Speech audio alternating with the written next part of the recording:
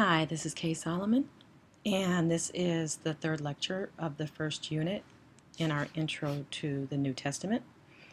This lecture is the first part of three, and in this particular lecture, we will be talking about the history of the Jews. As you can see in this map, this is the a map of the geographical coordinates of the New Testament world. Of course, this is where Jesus did his ministry here in Palestine. But the church, while it started here, it extended all the way out into Asia Minor, all the way in through Europe. It also extended southward into northern Africa. So this was a pretty wide area. But before we can begin talking about the church and its expansion, we need to talk about the beginnings, which is why we are talking about the history of the Jews. So let's get started. Here is a timeline that I put together for you, and these are the major dates that you'll need to know. So I just wanted to make sure that you sort of saw it in graphic format, and we'll be going over each of these dates and what exactly you need to know about the history. So when we open up the New Testament, we enter a story that is already in progress. The nation of Israel that had reached its high point under King David 1,000 years prior, they no longer existed as a political entity. Why? Because in 586 BCE, the Babylonians conquered Jerusalem. Not only did they conquer Jerusalem, but they destroyed the temple at Jerusalem and took the population into exile. And remember, the temple in Jerusalem represented God's presence. And so with the exile and the destruction of the temple, there were lots of questions on, well, why did God allow this to happen? Where is God in our situation? So 586 BCE, yes, it was a very bleak time for the Jews during that time. But if we go back, here we see that the Babylonians did not stay in power, and the Persians became the next dominant power under Cyrus of Persia. Cyrus of Persia defeated the Babylonians in 539 BCE, and he allowed the Jews to return to build a new temple. Now, if you think about it, if they were exiled in 586, you're talking about a period of roughly 50 or so years. He said that the Jews could return, but not all of them did return. Some of them stayed in Babylon. Some of them dispersed outside of Babylon and did not ever return to their homeland. Those people that did not return to their homeland are referred to as the diaspora. That's diaspora, the diaspora. The diaspora is important because during this time period, and as you can see on this slide, because there was no place, because Jerusalem was the only place to worship in terms of offering sacrifices, people began to worship in other places where they were, whether they were in Jerusalem, whether they were in Babylon, whether they were outside of Babylon in the dispersion. The places where they worshiped outside of their homeland or outside of Jerusalem and outside of the temple were referred to as synagogues. So synagogues emerged as significant sites for teaching and worship during this time. Understand that the Persian kings allowed them to worship because they figured their subjects would cooperate much better if they were allowed to continue, particularly their religious practices. So they were allowed to worship in the synagogues. The only thing that they could not do in the synagogues was sacrifice offerings. So they could do everything that they could do in the temple except for that. So please keep that in mind.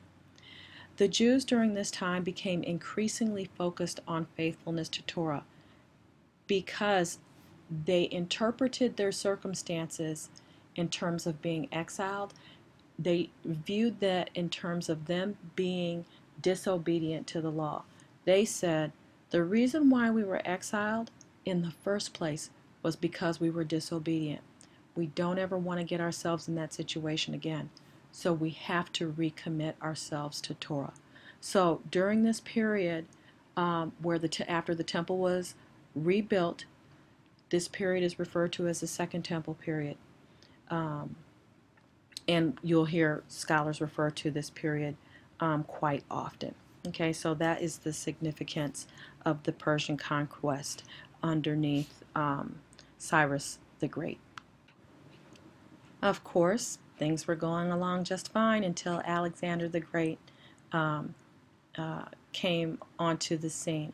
In 332, he conquered Palestine in particular, as he was expanding the territory that the Persians had conquered. So in 332 BCE, Palestine came under Greek control. And remember that as a result of Alexander's conquests, he brought in everything Greek. And one of the things that he brought in Greek, of course, was language.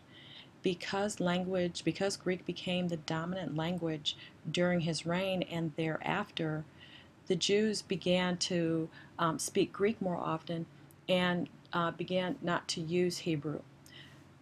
This meant that their scriptures, they couldn't read their scriptures anymore, and so they had to translate the Hebrew scriptures into Greek, which is the Septuagint. That process began around the 3rd century BCE and was completed around the 1st century CE. But after Alexander's death, Palestine came first to be part of the empire of the Ptolemies, whose power was centered in Egypt. But then the Ptolemies lost power to the Seleucids, and they became part of the empire of the Seleucids, Palestine did, whose power was centered in Syria. Under the Seleucids, Palestine actually was persecuted much under that empire.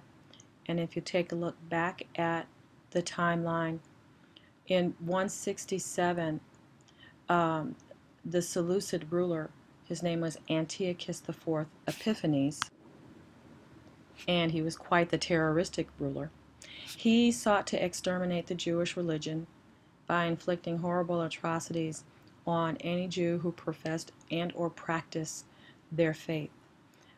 He went so far as to erect a statue of Zeus in the temple, and he sacrificed a pig in the temple. And you know that Zeus is a pagan god, of course, and the temple representing God's presence with Zeus in it, as well as sacrificing a pig, which is not kosher. Both of these events, in addition to other atrocities that he committed, defiled the temple. This was a dark time in Israel's history. But going back to the timeline, and by the way, Antiochus's actions here are referred to as the desolating sacrilege, or just the desecration of the temple. But in that same year that Antiochus IV engaged in his atrocities, the Jews did not take it lying down. And there is a group that started in 167 who revolted against Antiochus IV Epiphanes.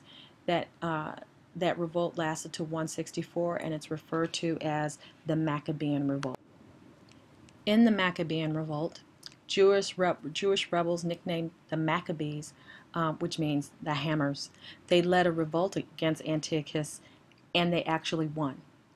And so it was at that time that they regained their independence, the independence that they had lost when they were exiled to Babylon. The temple, which was defiled by Antiochus, was then rededicated in an event that would come to be commemorated through the festival of Hanukkah. The Maccabees established a Jewish state ruled then by the Hasmonean dynasty. During this time, Jewish sects, including the Pharisees and the Sadducees, they came out of this time period. Okay, so after the Maccabean revolt, the Jews enjoyed a period of independence. However, there was a lot of infighting amongst the Hasmonean dynasty, so much so that they were caught sleeping. And in 63 BCE, under Pompey, um, Pompey conquered Palestine, annexed the territory without much of a struggle at all. This happened in 63 BCE.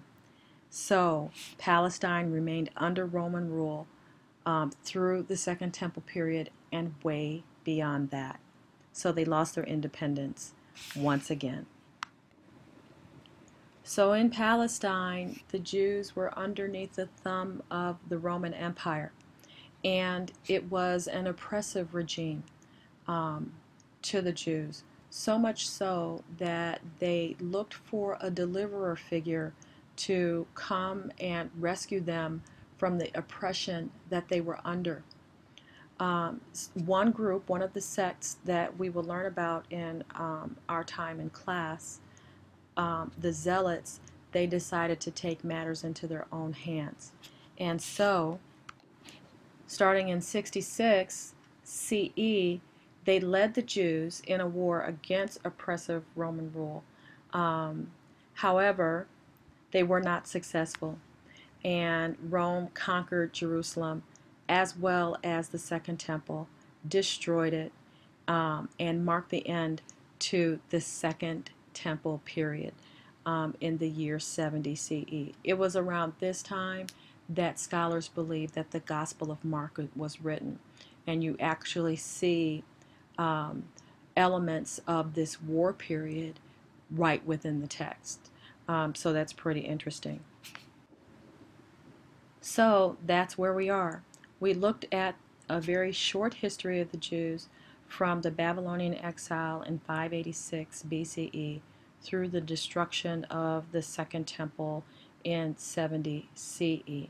These are the events that are most important in terms of our study of the New Testament.